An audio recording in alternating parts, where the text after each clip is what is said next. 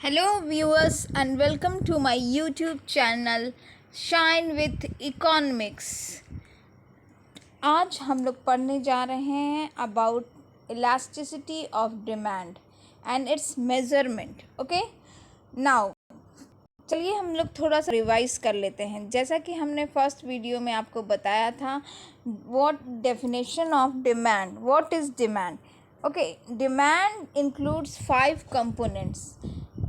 Demand या मांग जो है वो 5 तत्वों से मिल के बनती है in economics. What are those are number 1 desire, आपकी इच्छा। Second one is willingness, okay, तत्परता। Third one is ability to pay for it, मतलब आप में उस कीमत पे उसको ख़रीदने की क्षमता होनी चाहिए at a given price. And last one is at a particular time, किसी निश्चित समयावधि में। ओके, तो हमने देखा कि अर्थशास्त्र में मांग जो है कुल 5 तत्वों को मिला के बनती है। ये हमारा डिमांड का डेफिनेशन हो गया। ठीक है, now what is elasticity of demand, यानी मांग की लोच क्या होती है। लोच का मतलब see which can be changed from its original position to new position, जैसे कि जिसमें हम परिवर्तन ला सकते हैं। जैसे कि फॉर एग्ज़ाम्पल मान लीजिए नमक की कीमत है। नमक की कीमत अगर कितनी भी बढ़ा दे सरकार या कि कोई किसी भी कारणवश बढ़ जाए, पर नमक हमारी नेसेसिटी है, ज़रूरत है, वो हम खरीदेंगे ही। अर्थात नमक की कीमत की मांग की लोच जो है लेस है। ओके, इसको हम नॉन इलास्टिक भी कहते हैं। लेकिन suppose the example of luxury goods में हम देखते हैं कि अगर सपोज़ एप्पल का मोबाइल आप लेना चाहते हैं, तो जैसे ही एडवर्टाइजमेंट सुनते हैं कि एप्पल का मोबाइल 10% का डिस्काउंट मिल रहा है, तो suddenly people start demanding more. Okay, तो this is the basic difference जो कि हम देखते हैं मांग की लोच में, कि लग्ज़री गुड्स में हम अधिक मांग करने लगते हैं even though the fall in price is less. Okay, this is called the elasticity of demand. तो यहाँ पे जो लग्ज़री गुड है उसको हम कह सकते हैं कि ये इलास्टिक है या इसकी मांग लोचपूर्ण है।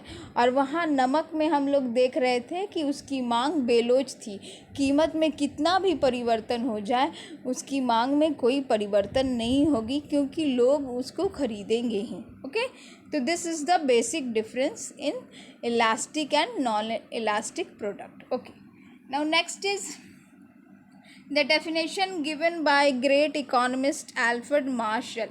The elasticity or responsiveness of demand in a market is great or small, depends on the amount demanded, increase much or little, given fall in price, diminishes much or little at a given price. Okay, now next is types of elasticity of demand, यानी मांग की लोच के प्रकार कितने प्रकार होते हैं। There are generally 4 types of elasticity of demand. Number 1 is price elasticity of demand. Number 2 is income elasticity, cross elasticity of demand, and fourth one is advertising elasticity of demand. देखिए बहुत सिंपल है, जैसा कि हम लोग नाम से ही जान रहे हैं, प्राइस इलास्टिसिटी ऑफ डिमांड, इसमें कहीं ना कहीं की वस्तु की कीमत पे हमारी मांग निर्भर करती है। और ये हमने लॉ ऑफ डिमांड में भी पढ़ा था कि जैसे जैसे वस्तु की कीमत बढ़ती है उसकी मांग घटती है, और जैसे जैसे वस्तु की कीमत घटती है उसकी मांग बढ़ती है। अर्थात मांग और कीमत में इन्वर्स रिलेशन होता है। ओके, तो ये सब हम लोग मैंगो के एग्जांपल में भी हमने देखा था कि जब मैंगो 100 रुपीज़ पर केजी था, बहुत कम लोग डिमांड कर रहे थे। जैसे ही मैंगो का प्राइस घट के 30 रुपीज़ या 50 रुपीज़ पर केजी हो गया, लोगों ने उसकी मांग करना शुरू कर दी, मतलब अधिक मात्रा में उसकी मांग बढ़ गई। ओके, तो this is the generally the price elasticity of demand.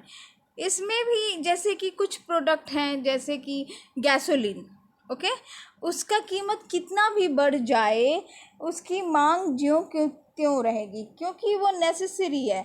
जैसे ट्रक इंडस्ट्री हुई या फिर आपकी एरोप्लेन्स हैं, कहीं भी जो वहाँ पे उनको ज़रूरत है ही। हाँ, तो जैसे हमने देखा कि जैसे गैसोलीन का प्राइस कितना भी बढ़ जाए, ट्रकिंग इंडस्ट्री हो चाहे एयरलाइंस हो, वो उनको खरीदेंगी ही तथा उनका डिमांड ज्यों का त्यों रहेगा। तो वो high, you can say that it is in elastic demand, this sector has in elastic demand. And other factor is like elastic like service sector और लग्जरी गुड्स। तो उसमें हम लोग देखेंगे कि दे आर हाईली इलास्टिक। वही जैसे मैंने आपको बताया कि अगर मर्सिडीज़ गाड़ी का प्राइस थोड़ा सा भी ड्रॉप होता है तो बहुत लोग ज़्यादा डिमांड करने लगेंगे उसके लिए। ओके, तो this now let's go to the formula of price elasticity of demand. मतलब प्राइस इलास्टिसिटी ऑफ डिमांड को निकालने की क्या फार्मूला होती है? Percentage change in quantity demanded by percentage change in price. जैसा कि अभी तक हम लोग देखते आए हैं कि कीमत के अनुसार ही मांग में परिवर्तन होता है, इसीलिए इसकी वही प्रतिशत, मांग में प्रतिशत चेंज ही इसका फार्मूला है। Okay, next is cross elasticity of demand. What is cross elasticity of demand? जिसको हम हिंदी में मांग की आरी।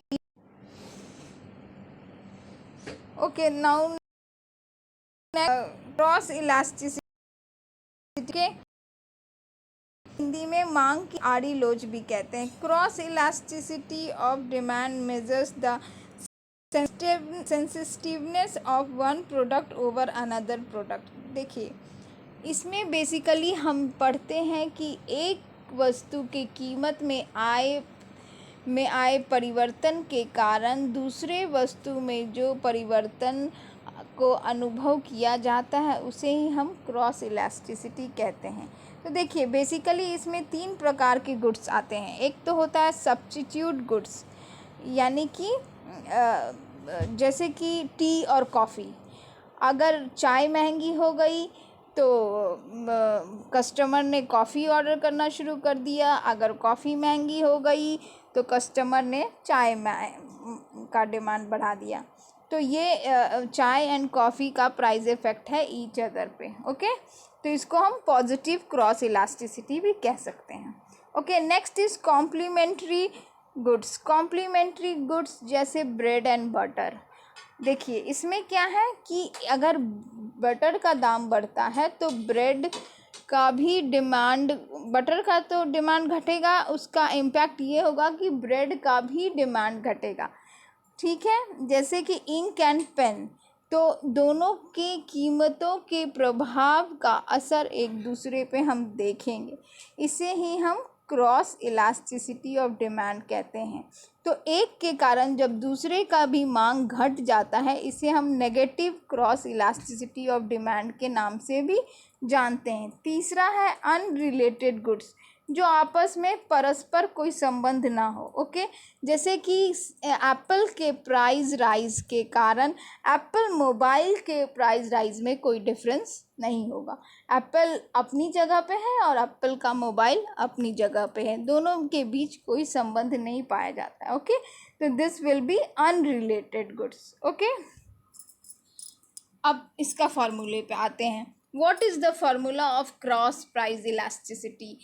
EXY. X is one product and Y is another product. Now we see percentage change in quantity of X by percentage change in another quantity, that is Y. That can be, X could be your tea and Y could be your coffee, anything, depends on the situation. Next is delta Q by delta QX by delta PY by delta PY, where QX क्या है? QX का value क्या है? Average quantity between the previous quantity and the average quantity. Okay, and what is PY? Average price between the previous price and change price, and delta, as we all know, denotes the change. Okay, change in the demand. Now next is income elasticity of demand. देखिए, जैसा कि नाम से ही पता चल रहा है, ये कहीं ना कहीं यह मांग जो है हमारी आय के ऊपर निर्भर करती होगी. तो what is the income elasticity of demand? Income elasticity of demand denotes the responsiveness to the change in consumers income with the change in demand of certain goods. देखिए, क्या होता है जब हमारी आय कम होती है, तो हमने इकोनॉमिक्स में इन्फीरियर गुड्स के बारे में भी पढ़ा है ना. तो क्या होता है, जब मेरी आय सपोज 100 रुपये है, तो मैं 25 रुपये किलो वाले चावल खरीदूंगा.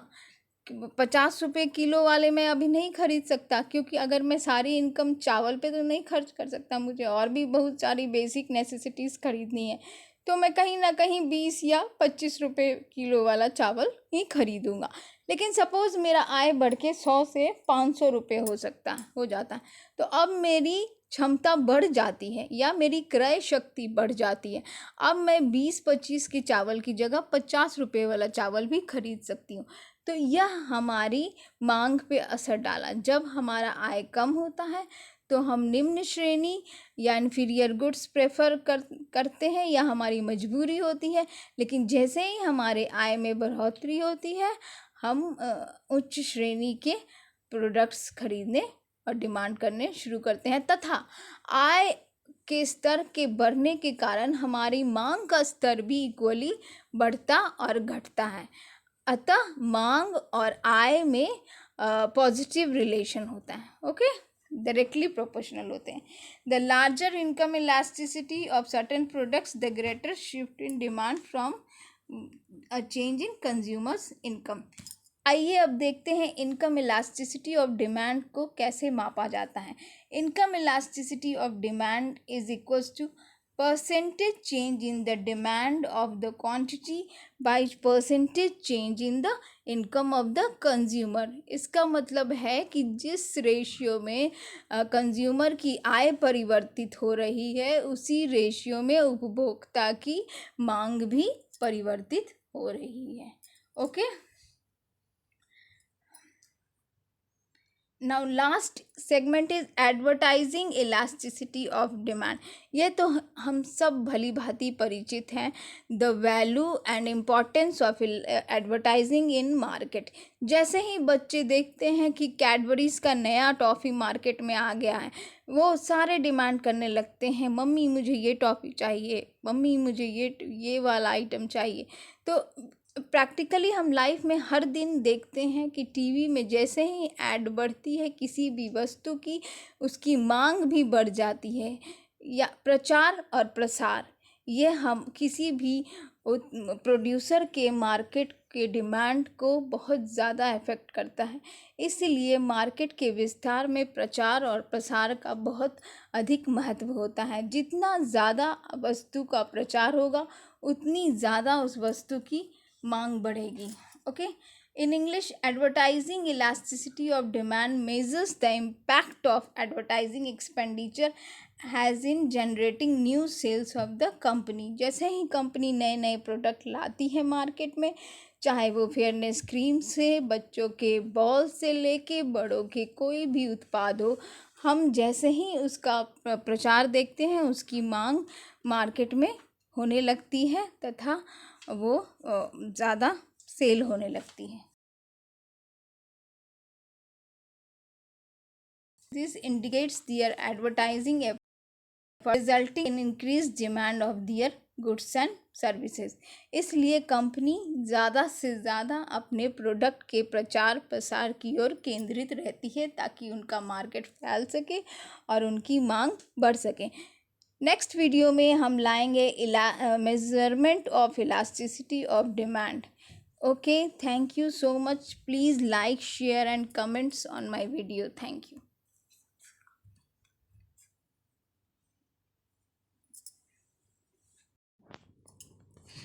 Okay, subscribe to my channel.